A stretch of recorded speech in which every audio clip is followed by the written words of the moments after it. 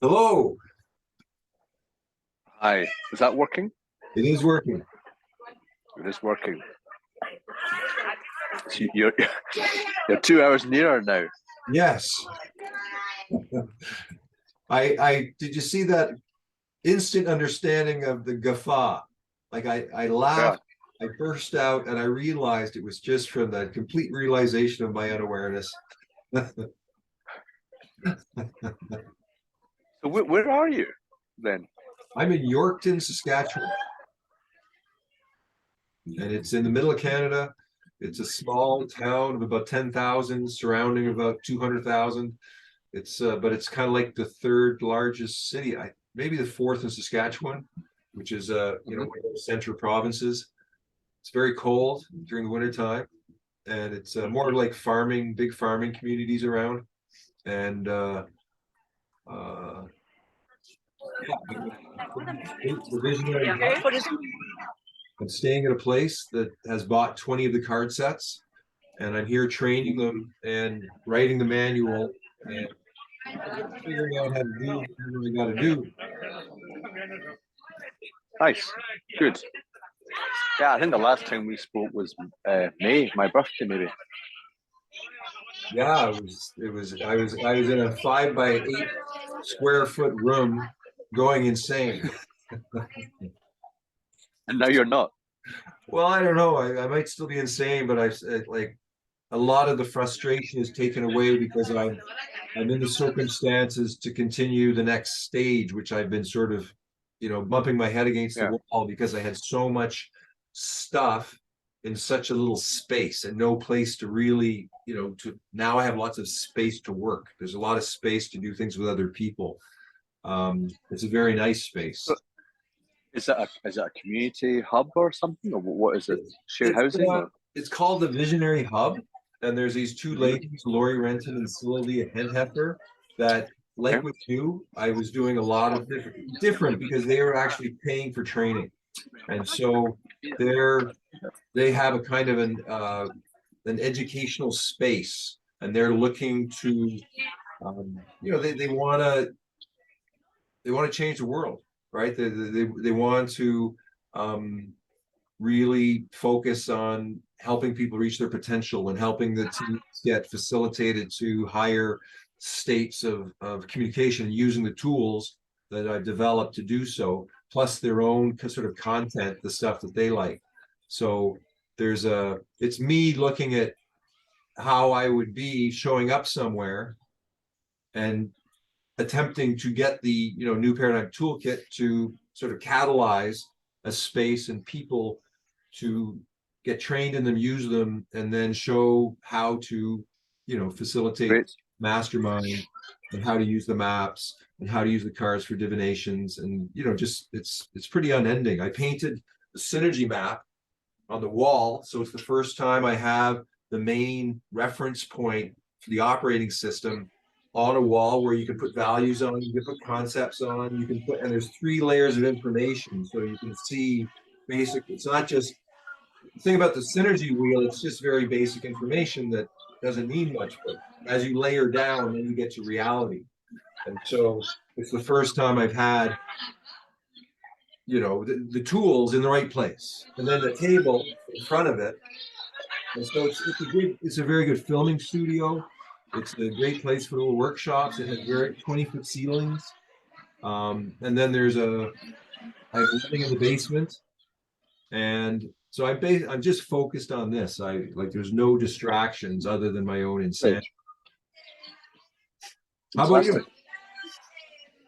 Well, behind me, this is La Floresta. It says there on the wall, Farmacia La Floresta. It says here La Floresta, so that's doubly confirmed. And there's a sign there saying La Floresta. Uh-huh. And my potential. So when I was a younger man, that would have been easy peasy. Uh-huh. So I'm going to now walk up to the up. I'm 50 this year, and I know that's young compared to your good self, but hey.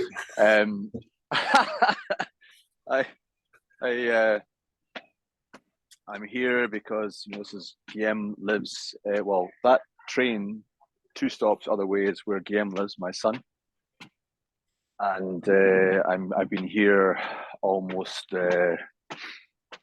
5 weeks actually. I've been here, and I'm here for 3 more weeks, and then I'm back to England, which is a big deal because I've not lived in England for 13 years. Oh wow! And I've got no idea I've got a vague idea what's waiting me initially, but I have no real plan as such apart from returning to the place I liked best, because it's packed with history and people and places and cities, probably overpopulated, I'd say, and it's not in a good shape right now. Britain is really imploding. So I'm going to a place that's about an hour south of London. It's called Forest Row, which is right next to East Grinstead, which is quite famous for being, depending on who you ask. There was a BBC documentary made about East Grinstead saying, why East Grinstead? That's the name of the documentary. Because East Grinstead, excuse me, there you go, done. It's got the largest Scientology mansion. It's a castle, really. So Ron Hubbard's place is there. You've got the Mormons, Seventh-day Saints. They've got a temple there. The Jehovah's Witnesses have a base. The second largest Steiner Waldorf school is there. The Rosicrucians have a base there. Who else? There's a whole bunch of other sort of things and cults. Really, really odd. And so the BBC made a documentary saying, why here? I mean, why in this village? Literally, there's only maybe 7,000 people live there, or 10,000 in East Grinstead. And it's got the oldest medieval street in England. So the buildings there, I mean, the whole place is shaped like an L. And on one side, the medieval buildings are, it's the oldest remaining buildings in England. So I'm going there. And the Steiner training school is there. So Rudolf Steiner, any Waldorf teacher in the world in the 70s and 80s was trained there. So it's quite a place. I've been there before, and I've hired a cabin for 3 weeks in somebody's backyard. Airbnb is a cabin. It's in their back garden, which is right next to the path that's in the forest. Uh-huh. Well, it's also Forest Row is next to Ashdown Forest, where Winnie the Pooh was written. And I think the last thing is Yeats, the poet, and Ezra Pound would live there, and Yeats had his honeymoon, I think, in Forest Row. So it's all very wow. There's poets, there's magicians, there's nutters, there's wealthy folk, there's a whole range of people. So I'm just going back there this is where I liked being, and I'm going to do a poetry. My friend who's a poet, he's in his 80s. He and I are going to do work on a project called Coming Home. So I've told him my story since I saw him, and he says, okay, so how do we do this? So we booked like 6 hours together in his writing den to sit and, he says, tell me what your concept is. What shall we do together? And then I'm going to do the storytelling course I did 10 years ago. Oh, wow. And I'm going to do it again. Right? Same course, 10 years later. It's a different course because they've now adapted it to meet like social change and social justice, and all. They've changed the kind of focus of it. And so the last time I did it, I was pulled into the politics of the college. And so I spoke to Roy, who runs the course, and he says, really? He said, Graham, are you going to be okay? And you're going to not get pulled into the drama, because there's still drama. There's drama, probably the same, as much drama as there was the last time. Can you stay out of the management politics.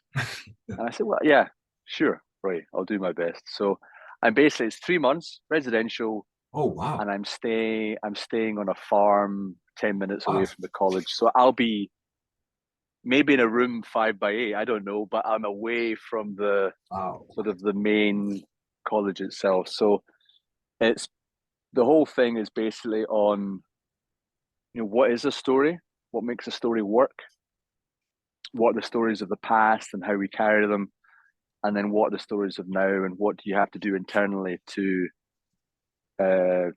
tell a story well, or connect to it. So I'm and I've got, after that I've got absolutely no idea what I'm going to do. So Wow. That that's sounds pretty much perfect. it. That just sounds delightful. Um, pure delightful. Like that's tell me more about the storytelling course. Like, how did they break it down? What you, for 3 months you're immersed in it. Is there an output, like Yeah. write a book or something, or? Well, let before this, here's a view for you. It's for videos. So look at that view. So basically, that mountain there is called Montserrat, and this one is called La Mola. There's a tiny little thing at the top. It's a restaurant at the top of it. I've been up there that many times and this many times. And this is the whole that if you go up there, you get to the Pyrenees. Wow. I'm just going to go to my sit spot. That's what I thought of taking this. The 12 weeks, they basically follow what's called the ladder to the moon. Well, this is if they do the same thing. But in Africa, they have this thing, ladder to the moon, where a tribe will tell stories from, just after the day of harvesting or being in the fields or whatever it is, until dawn. So you start off with the smallest stories, which are jokes. That's a very small story. And then anecdotes from the day, oh, what happened? This happened at 10 o'clock. And then you go into the kids' stuff. You tell stories to kids, like folk tales and animal stories. And then after you've done that, the kids have gone to bed. You might tell a few ghost stories before bed, but then after that, you go into sort of bigger stories, like the folk tales of the area, reminding themselves of the stories they carry, and then you go into what are called wonder tales. So once you get into wonder tales are when dragons and things appear and mythical beings. That's when you get into the kind of dream time, and then you move into more myth and epic, and eventually you end up with creation stories. So how do you, yeah, and it's their way of reminding us the kind of tribe of the stories. So they go through that same process, and you're taught how to stand in front of people and tell a story, basically. You can bring you bring in the ancestors behind you, you invite them in, they have this whole ethic around, or an ethic, it's more of an approach that a story is a being, it's alive, it's it's got its own energy, and stories find you. Stories, and that's your story, or that fits where you're at in your life. Whether it's a healing story, or guidance, or a vision, or whatever, and then you learn to tell them, and then you find that the stories will change as you get to know them. And if you never tell the same story twice. So it's a kind of a fluid approach, and it's not Rudolf Steiner's kind of philosophy, but it is rooted in, or inspired by, his theories of what a human being is. So yeah, and it's 20 people. Perfect. Small group, very, yeah, it's a good size. And then you've got a hut which holds maybe 70 people. That's where we work every single day, Monday to Friday, weekends off.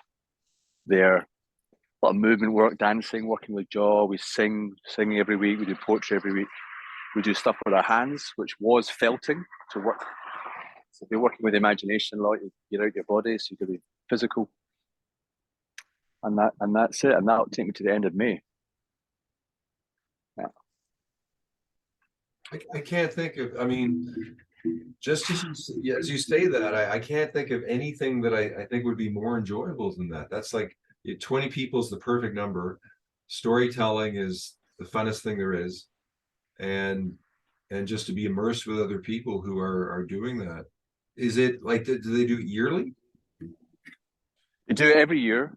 And it was in winter, but now they do it uh, February till. I'll send you the link. And I mean, it's called the title is called Storytelling Beyond Words, and it's run by Roy Galore, and Roy was in Rwanda during the genocide as a medic. He was there during that. He was in one of the wars in Israel. I forget which one.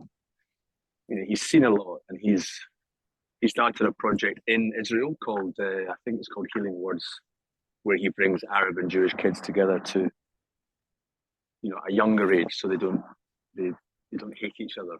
They do theatre together.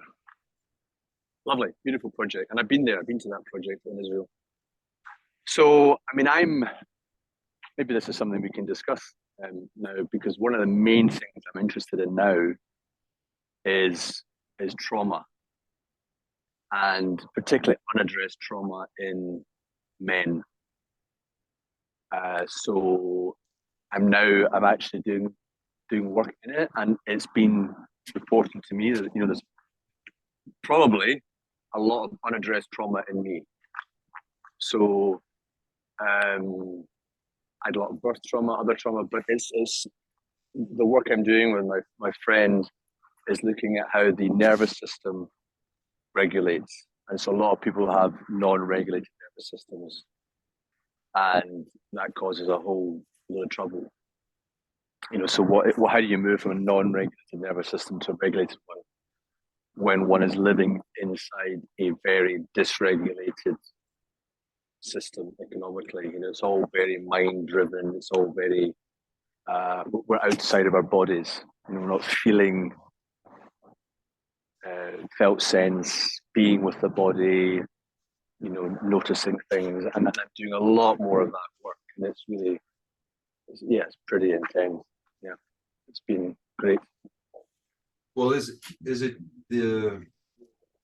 I mean, each of us has traumas which overload our system at the time, and then if we don't heal them, they're going to affect us, right? They're going to have some sort of because I know I was paralyzed, and I was just thinking as you're speaking, you know, what was the most traumatic event I've ever gone through?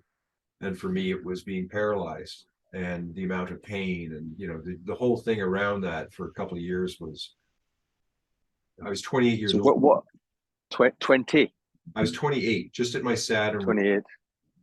And I was in good shape, and I was played a lot of basketball. Was very physical. And then after that, something definitely shifted where I shifted to the mind. I shifted to the body did not want to get anywhere near any close. Like it was so bad that, yeah, I mean, I was from my neck down, but my arms were hypersensitive. So the pain was there in the arms, but I couldn't move from the neck down. So it was sort of like both. Because when you're paralyzed, you know, you don't feel things. That's the worst part, right? But I got jarred in the C6 in a baseball accident where a guy's knee hit me in the neck with a very big knee brace and no let up. Like usually in sports, you can stop if you're about to run into someone. He just seemed to run right through me, and so he took me down pretty bad. And then for about 2 to 4 years, I had to recover. It took 6 months to raise this arm. Wow. And have you? Sorry. So have you heard of Peter Levine? No. So Peter Levine is the doctor who, in the 70s and 80s, began what, as often happens, he discovered something by mistake. So he'd been treating people who were presenting with all sorts of traumas or panic attacks or anxiety or whatever, like agoraphobia, you name it. And this particular woman who's known as Nancy, she would have panic attacks in his consulting room for, he's not doing anything. There's no danger around. He's just having panic attack, and it kept happening. He thought, God, I'm making this worse by trying to help her by thinking. And so he got stuck. And then one day he just said to her, he just had this image of a tiger. And he said, Nancy, the tiger coming, you gotta run, you gotta move, you gotta run. And she just started to freak and started to sprint with her legs, like just moving like this and panicking, and there's a tiger. And then she calmed down and gone. All the panic attacks stopped, all the anxiety stopped. And he said, what's going on? So he started to research and do these things. And I believe a lot of his work isn't actually scientifically proved, inverted commas, but he calls it somatic experiencing. And his book's called Waking the Tiger, which I'm reading just now. And so what he's saying is, if you've got, as you're growing up between 0 and 7, you'll have lots of maybe traumatic experiences or frights or see something or feel something, and you don't have the neocortex, verbal or emotions to explain it. You'll just scream, shout, cry, or you might just take it on. He's saying that a lot is trapped in the body, a lot of nervous, so it's frozen. And then later it thaws out. Somehow it thaws, and then you have memories and images, and then you cry, you panic, and then it's gone. So, and there's another thing which I find fascinating is if you've got flight, fight, or freeze or flop now, this thing as well. These are all very healthy, natural responses to any danger, even perceived danger the mind's got. But if you don't follow that through to its completion and get all the adrenaline out of your body and all this, then it's stuck. So for a lot of people, they don't fight. You kind of hold it in, or they're afraid of fighting, or they want to run, but they don't run.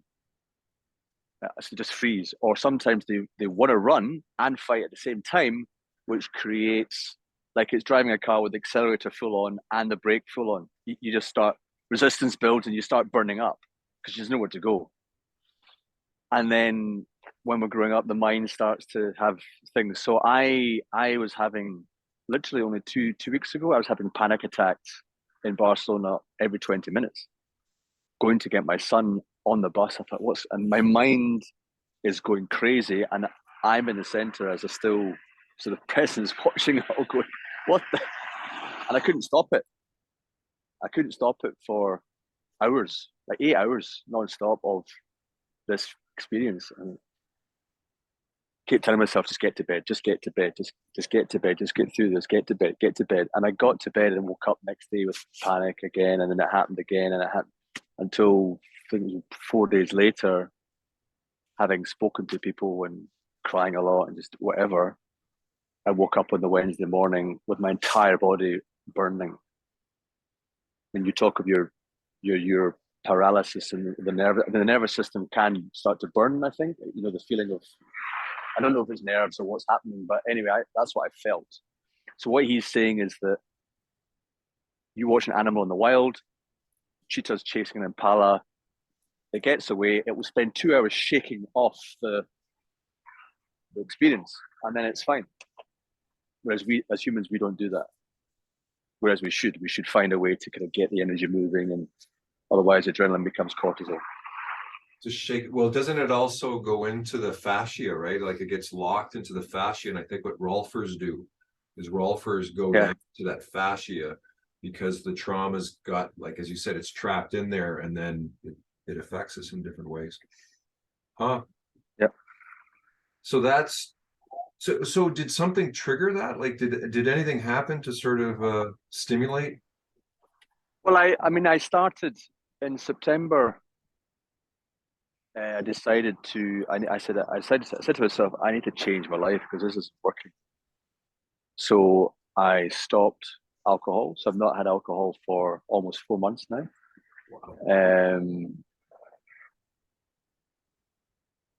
I did a MDMA 15-hour thing. Nice. psychedelic healing type Nice. experience. But it was, rather than in my 20s, popping ecstasy and having a great time and dancing and loving everybody and chewing your face off. You basically, you're lying down and you've got an eye mask on, and you've got beautiful music, and then there's nowhere to go but in. Huh? And No movement.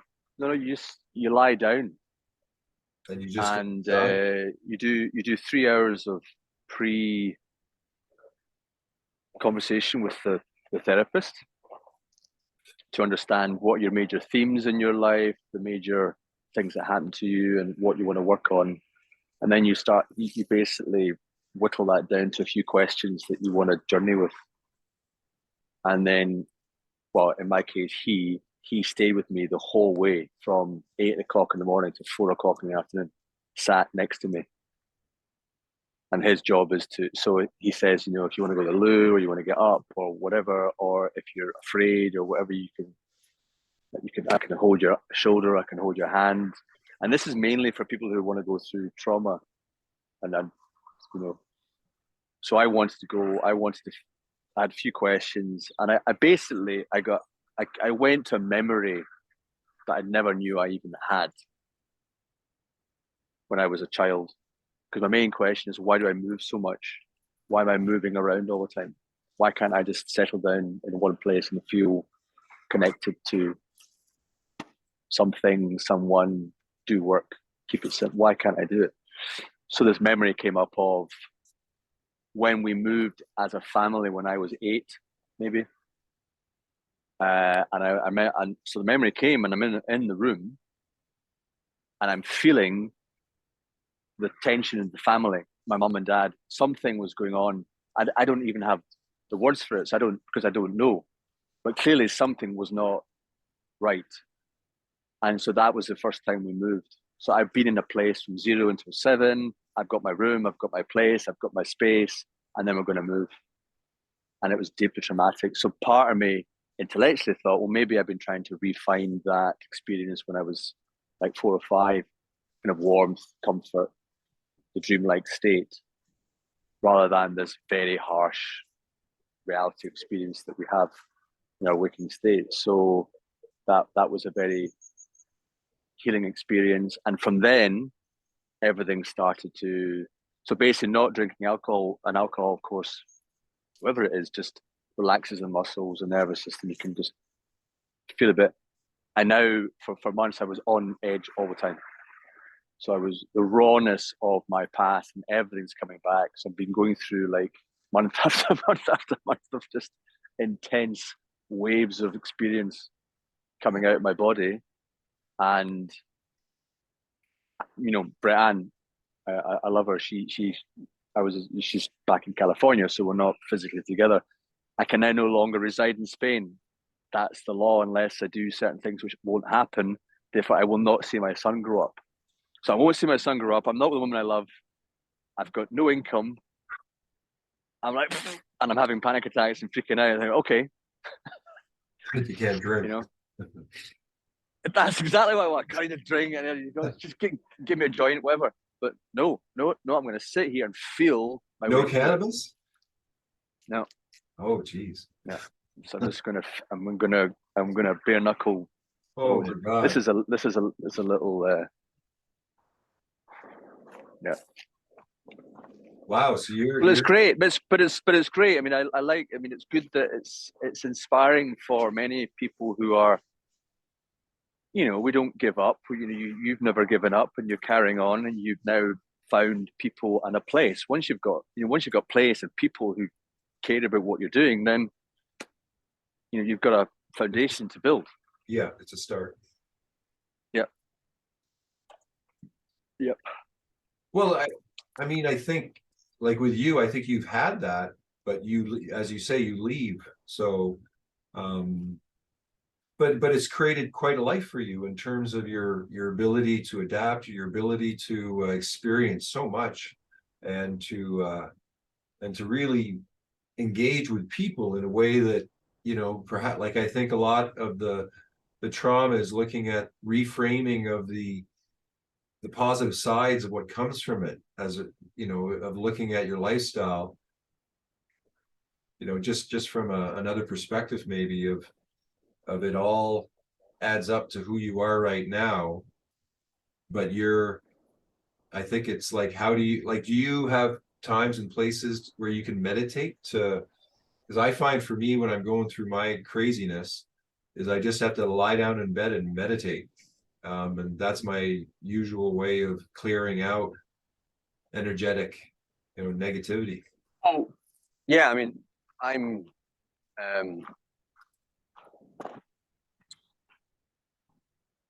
so you know, my friend Fiona, who is in Australia. She's in northwest Australia, which is, I mean, really remote. it's she's been there almost 15 years, and she's a grandmother and a mother. She's got 10 kids and grandkids, and has been through a lot of trauma, a lot of. I mean, you know, who hasn't? But I mean, there are some people who you think there's no way I could survive that. Yeah. Especially parenting kids. And she found that doing this body work and this trauma work really was just life-changing for her. So she's less evangelical now, but she was very much, and so she's really my focus. You know, every morning I get up, I just basically light a candle and I sit with my body, and I feel more.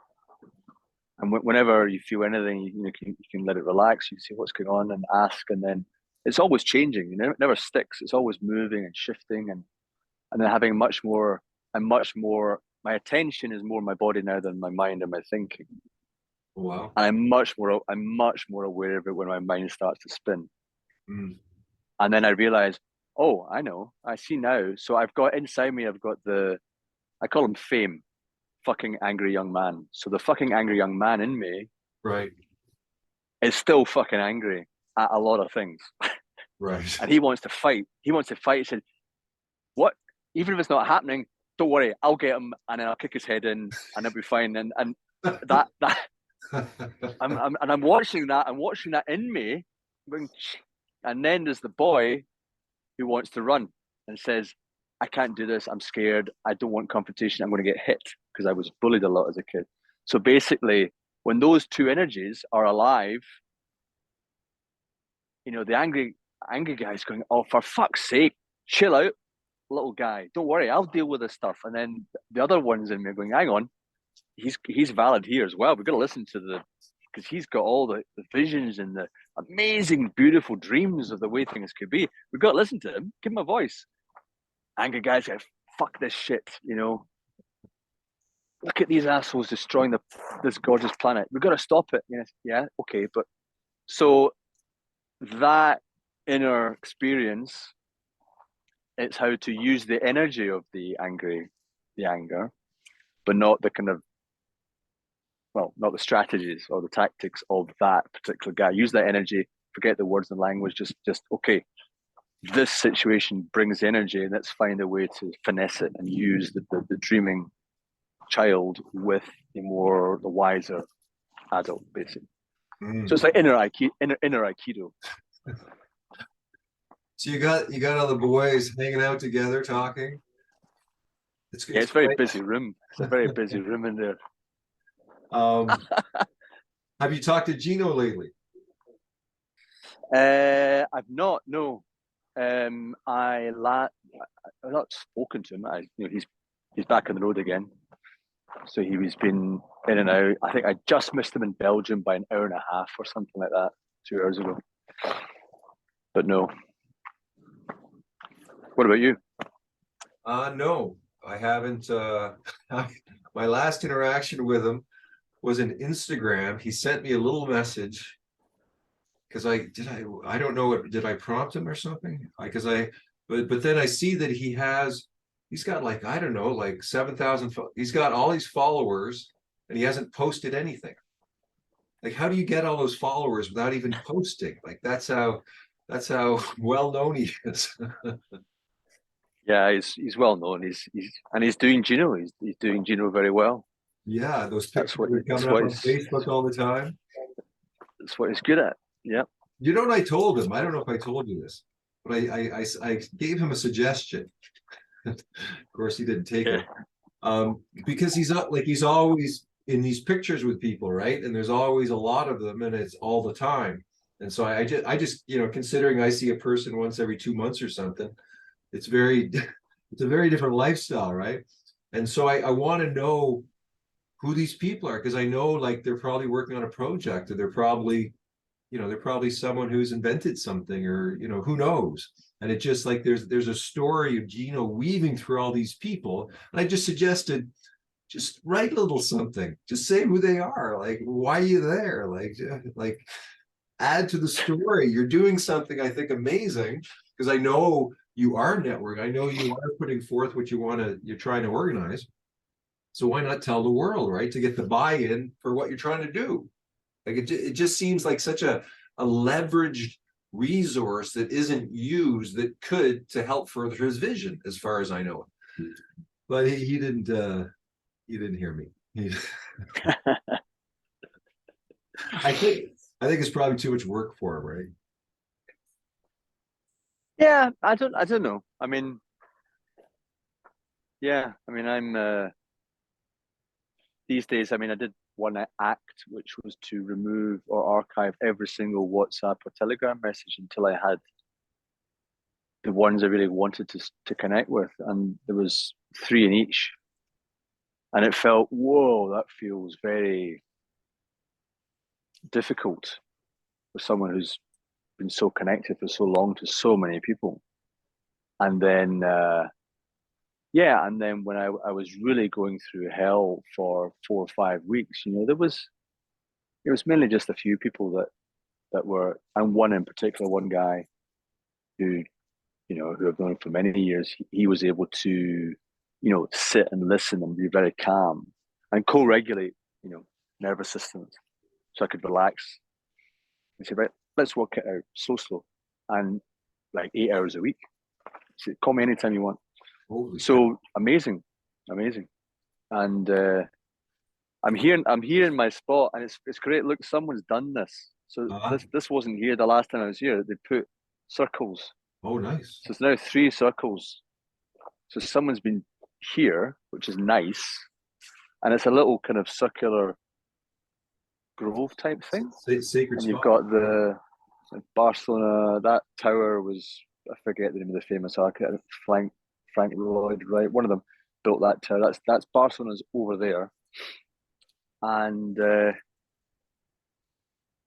yeah, and I met one of my favorite people in San Cugat, who I call Count Marcus, because Marcus has a lovely long beard. He's got the hair, and he wears one of these black cloaks. That's got a black cloak that it's got a button here, and it goes all the way down to his feet. So he could be a vampire. He could just spread it, and he wears Vibram shoes, the little toes for the feet. And he's a character. He walks around with a tiny little dog everywhere. And we meet and we have discussions about philosophy and presence, and in English. And so I saw him today. So he's if he ever does listen to this, it's like, Marcus, you're a great guy, and your presence does matter. Mm. And he's doing it from this grocery store, where he's always smiling, always giving out love, always passing on a few little thoughts here and there. So that kind of thing. And he said, sitting on a chair is not natural, Graham. Sit in the ground or squat, like the Chinese do. So in his honor, which will I sit in? Well, the red, the blue, or the white? I immediately was drawn to the white, but it was just Okay, the first one I saw. There we go. I'll sit in the white in honor of Marcus. Wait, there's a couple of stones you gotta make the circle pure. Just fix that, will you? Yeah, I don't want to be hijacked. I know there could be some come in that you don't want. There we are. Oh, It's a little there's a corner small. bit there. Okay. And you Oh, might want my arse isn't that big. to you might want to say a bit of an entry prayer. Nope, he's already nope. No, I'm not. You're just going There straight we in. go. Bless this circle and all who sit in it. Okay, that's a good one. There we go. That's a So good I'm now sitting in the circle. Very nice. ah. And my feet are in it as well. Yeah. Well, I think I understand. You know what? I'm getting something here. Do you know what the circle does? It sucks all negativity out of your body permanently and brings it into the guy to be healed. It's a sacred healing circle for thousands of years, and you just found it. And I just found it. you can. This is. I mean, you might not believe it, but it's true that all of your negative trauma is going to be healed over the next 10 minutes while you sit here. Look at that. Package that, folks. Package and sell that. 10 minutes. 10 minutes. Just relax the sphincter. Well, it actually happens immediately. Yeah. Let the energy That's in. the key. That is the supreme key of all trauma healing. One of the well, humor is very important. That's for sure. I'm really. I mean, I with my friend, who doesn't want to be named, doesn't like being named, so he that shall not be named. He's a Scottish Taoist, quite a rare species, and he has this. He's got these things about if you have a very vivid dream, and if you're having a vivid dream, double check that it is a dream. So there's colors. Maybe tap something. If it's solid, so he's able to do that. He's able to actually in dreams he can tap things and it's solid. And he doesn't give it much thought. But if I was in a dream and touched something, felt it solid, even though I know I'm dreaming, I think, hang on. So we had this conversation, and he says, "Yeah, I basically think that one can enter anywhere, and maybe as you look around in your daily life, if you're walking outside, maybe X% aren't actually there. They're actually dreaming, and they've projected into that space. So we were exploring those ideas, and he's kind of person who doesn't care either way. He's not going to go, oh, we have to. This is great. We could do some training and turn that into a course and sell it, and as some would. He's just like, well, it's just a thing. And our conversation today was about what triggered it was you saying in 10 minutes you can. So for a lot of the stuff in trauma currently is that it takes many years to heal really, really traumatizing things, whether it's war or abuse as a child, all these horrific things that happen to human beings. Does it have to take long? And if you don't have the economy to pay for 3 hours of therapy every week for 2 years, which most don't, that's 70% of the world or more, then we're fucked if we can't heal our traumas. So how do we do it, and how do we acknowledge it, and how do we train our kids so that they know so they have tools to deal with situations, because that's you're creating tools. I think new tools, and just finding ways to, and is it just belief? Is it just you genuinely have to believe you could rid yourself of negativity in 10 minutes? Well, I'm wondering, one, I think there are sort of sacred healing spots that are just energetically something is different that maybe the people of the region found out about and then did certain ceremonies and rituals over time, maybe open it up. And I think that belief is a huge part. I think that if you go through a process, like that's what the placebo effect is, right? It's basically mind over matter. And I think that if you truly believe that you can, I think it can happen. While at the same time, it is pretty crazy to tell someone who's dealing with major trauma that hasn't been unstuck for years that, you know, it's quite a jump. But I just know you're the type of person who can take that quantum leap. Like it's like, I think that, you know, the gifts that we have are, you know, I don't know. I think it's possible, but the combination of, let's say, the space and you and the suggestion, and then, because I think what fundamentally it comes down to is like pure acceptance. I think a lot of trauma is we never accepted it.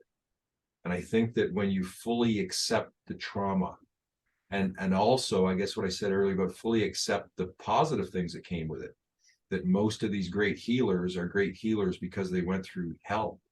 And as a result of that, they came out with sort of, again, superpowers other people don't have. And I think that you're somebody who's very unique in certain areas. But I think that you're actually a healer going around to many people, and through your listening, you heal people. And now you're doing it for yourself. But I do think that magic is possible, like miracles are possible, but it has so much to do with like faith and trust, and a lot of the things I think you've learned over the years of being able to really adapt to new situations well. Thank you. As you were speaking there, there's a thing of, I'm sure it happens to you, anyone watching this, you might see something or hear something and you feel somehow that's significant. I don't know why, but it somehow, and then of course one relates things in the environment to the inner, and suddenly there's some kind of connection made, or there's a resonance between elements that awareness sees. So for example, today I had an argument with somebody, someone who triggers me a great deal, someone who's very close to me in the past, and that's okay. And because I've been doing this work, it's like, okay, I got to get out of this room very quickly because I'm gonna. And my son was there, and so eventually I got out, and I started, punching the air. Great, I'm punching the air, I'm getting the energy out. Whoa, whoa, whoa. I'm speaking. I do a lot of humming now. Whoa, whoa, whoa. Get out the jaw, because a lot of people get stuck in the jaw when it comes to this, because they don't say what. I wish I'd said, "Oh, fuck you, you fuck it," but I didn't do it, and so the jaw wanted to speak, but you didn't. So I got it all out, and then I'm sitting there, and my son's next to me. We're chatting away, and I give him something to play with, a game to play, and order a coffee, whatever. And I'm sitting there and breathing, and I'm going, okay, universe, okay, this. And then suddenly, right towards me walks a young man wearing a jumper that says Fort William, Scotland. Now, I've never seen anyone wearing anything Scottish in this village in Spain. And he's walking towards me. And there's a sense of, stop. I'm aware that he's seen me. And then he walks away. And I go, so Fort William, be strong, William, because that's my name. Be strong. And then Guillaume just suddenly says, Daddy, all the money is coming to me. Just the way he said it had this sort of.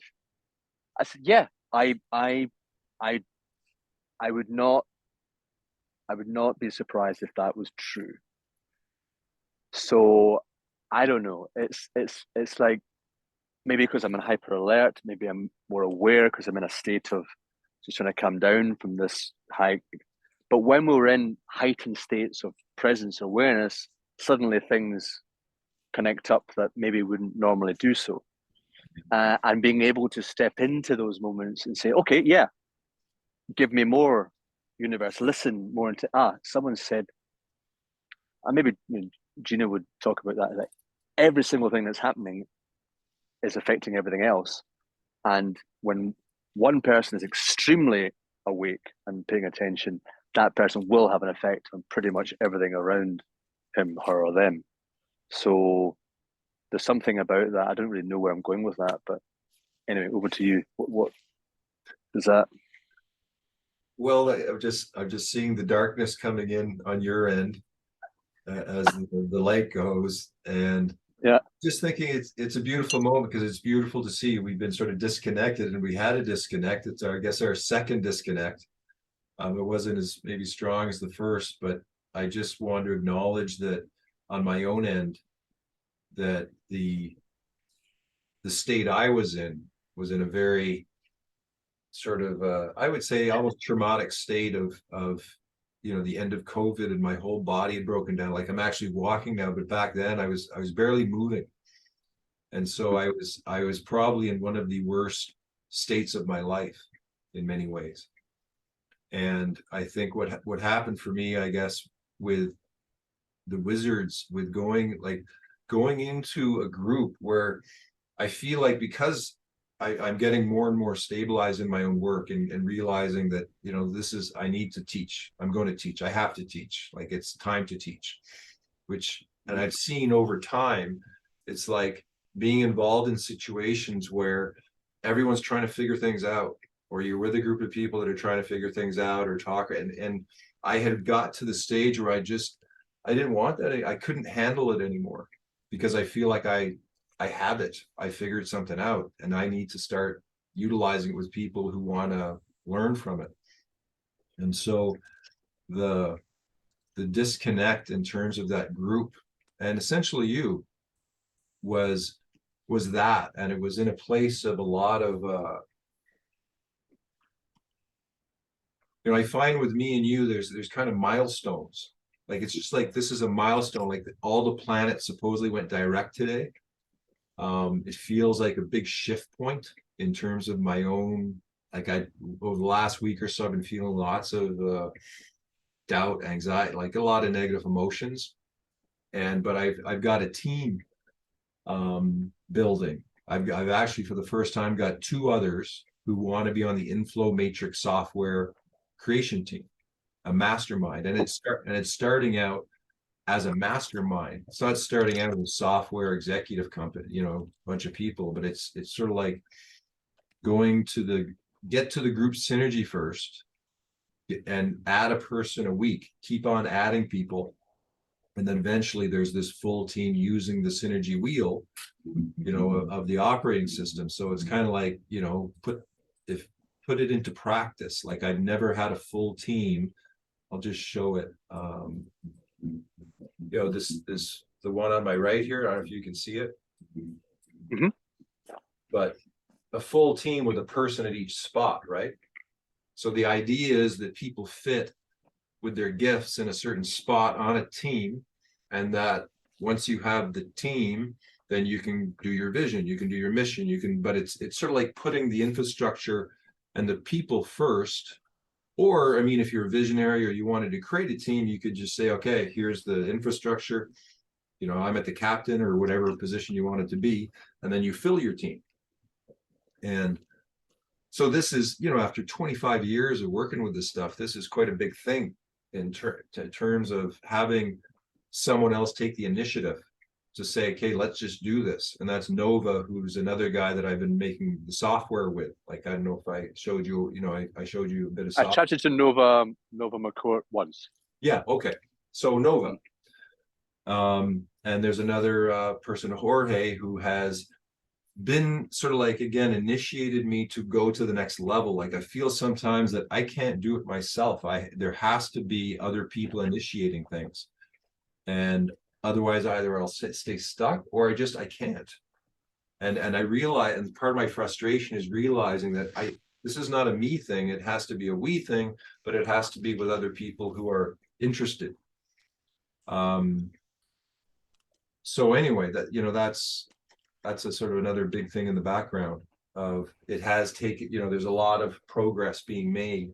But I still, these card sets are the key, but I still have to finish the manual. And that's one of my big, a lot of work. Yeah, a lot of work, and I get distracted. I'm always working on other things, and I have so many different projects that just to do, like you popped out that book, just to pop out just a book and do nothing else, like that's beyond my comprehension.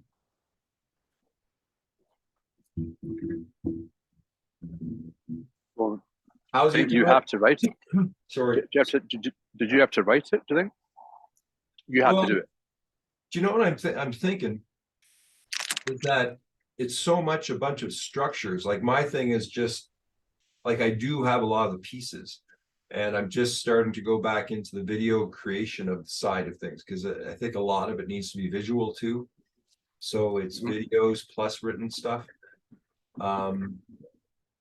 It's just putting it together. Like I'm going to put it together on a website now.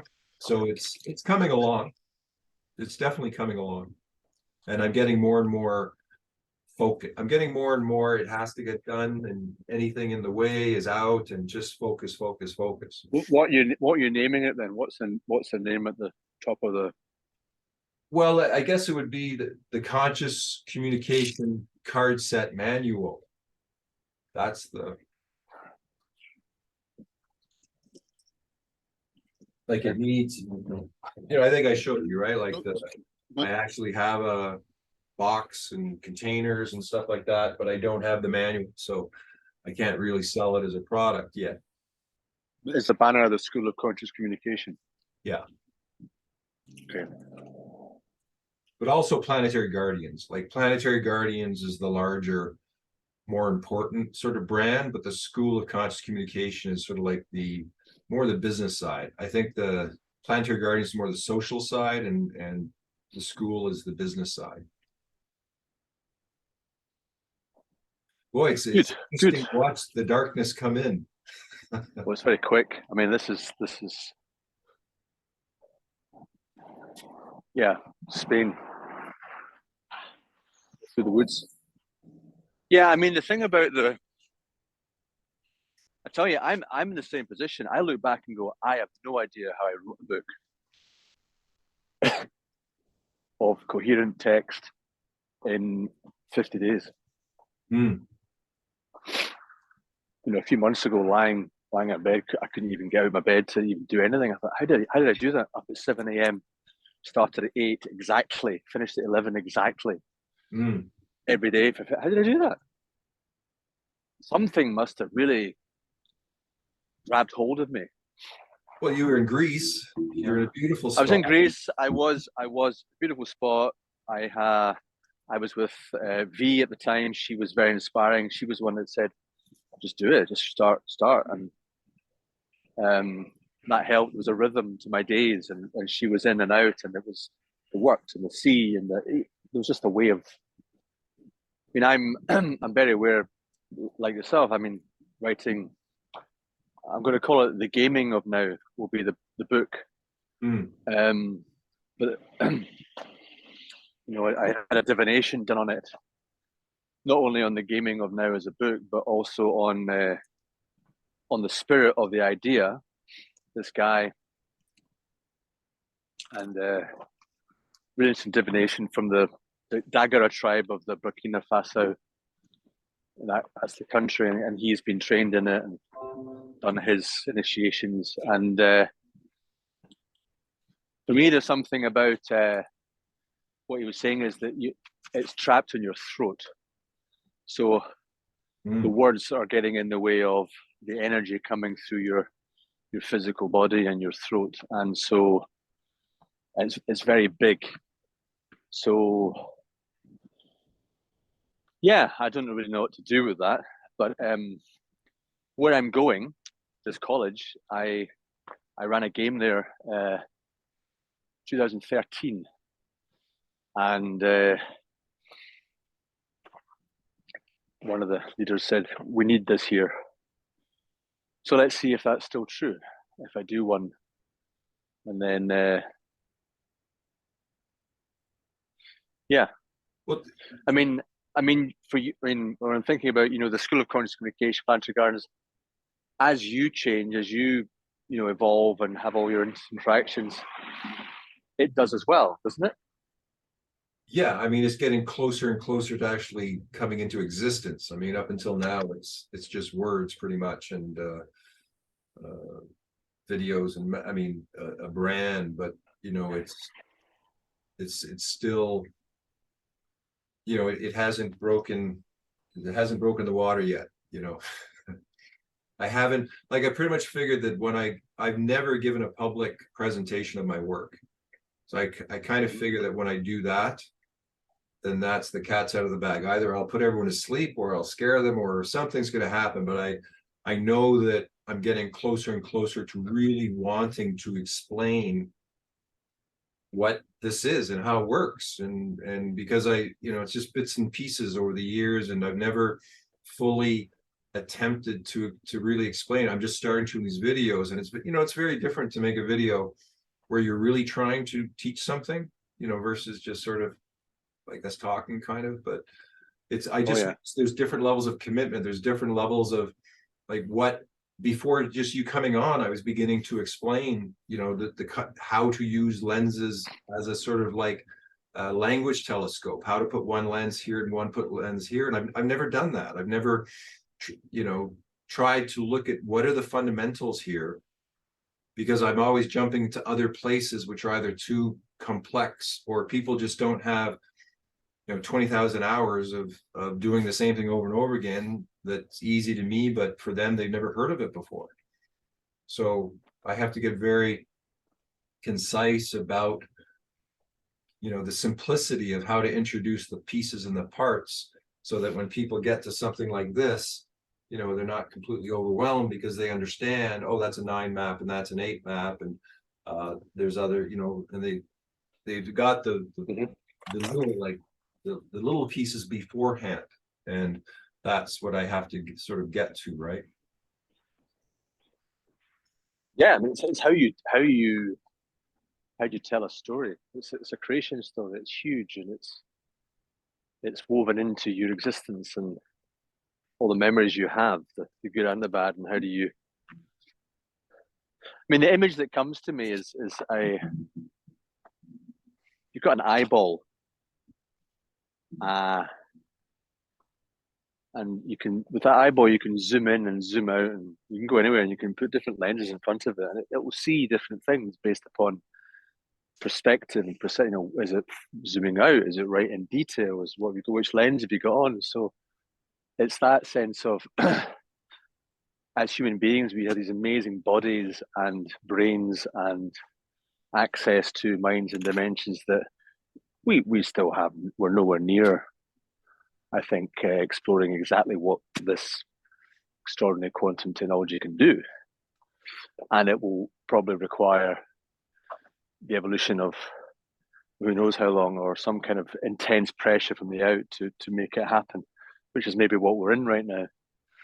And what's going to happen over the next 10, 20 years in terms of the major shifts that are going to take place. Can I think there's something.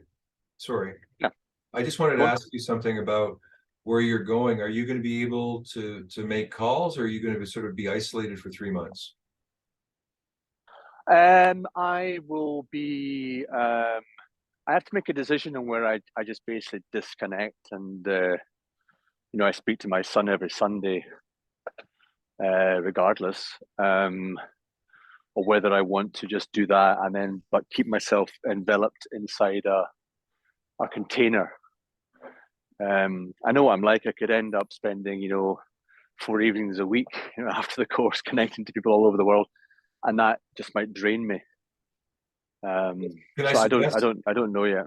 Can I suggest something? Or I don't know. I think it would be, maybe weekly or bi-weekly, depending, because I've missed you, and I enjoy our chats, and I think it would be very interesting to get like a weekly report or bi-weekly report on what's going on. I think that would be it would be fascinating to hear, I think. Well, I think it's I'm open. Sunday is maybe a good day because it's a day for integrating the week and maybe talking to Guillaume and other people and just sharing these are the highlights of the week. Because one of the things for me is it's very well recognized, and they write the story quite well of what they're trying to do, is that the old stories are breaking down. And so people are looking for new stories, and then so we have to write them. It's not the powers that be that write them and tell us, oh, this is what's happening now. Just no, we have to create new stories and live by them. And how do you do that? How do you live by a new story? And who decides what the story is? Well, and if and then, if I just might suggest that, you have so many people you are in contact with, but it's kind of like, in a sense, I think you have an audience that would be very interested to know, but you can't talk to everyone. So I'm just thinking if we created a bit of a show about it, that had I don't know. I'm just thinking that for you. Well, if you were playing with the cards and using it as to how do you, different lenses on the same thing. Here's a bunch of people who are gathering in a specific place to learn about one of the most ancient arts, which is how do you tell a story, and how do you really embody it and express it, to engage people. There's so much learning there.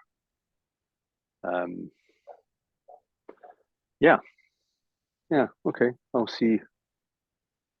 Because one of the other things, apart from, I'm in conversations with people who are, I'd say, Indigenous elders.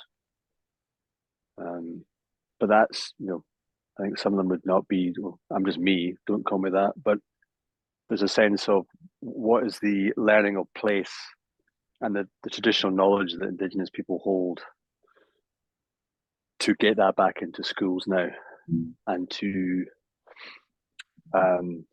which requires teachers to be trained again, which requires people to reconnect themselves to each other, to nature, to realize we are walking nervous systems and trees and plants, and we're part of this stuff. Come on. And the age of separation, as Charles Eisenstein focuses on that, separation, coming back together. This is all part of it. So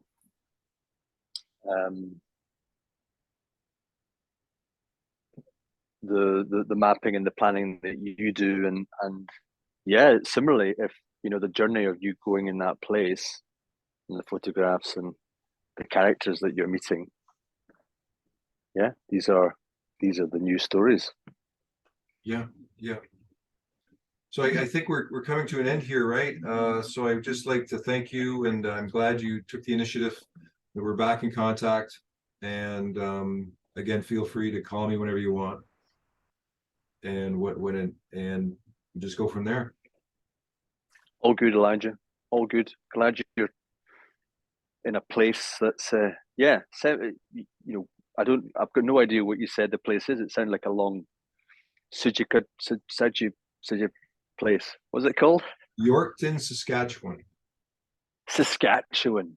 Saskatchewan. What do you spell that? Yorkton. All right. Okay. Well, enjoy your Sunday, and we're going back to the beginning. I'm going down the stairs that I came up. That's a good ending. It's a good. Well, wait till I get to the bottom, and then it's okay. officially done. And you might feel this. Anything witty. You might feel this incredible healing inside you as you, at the last step, you step into exactly solidified William. This lovely portal. Oh yeah, there you go. I'm gonna go and buy chocolate. There's a Fuente. It's even got water in it. Okay. Great. Right down. That's it. Okay. See you later. See you later, alligator. Nanu. Okay.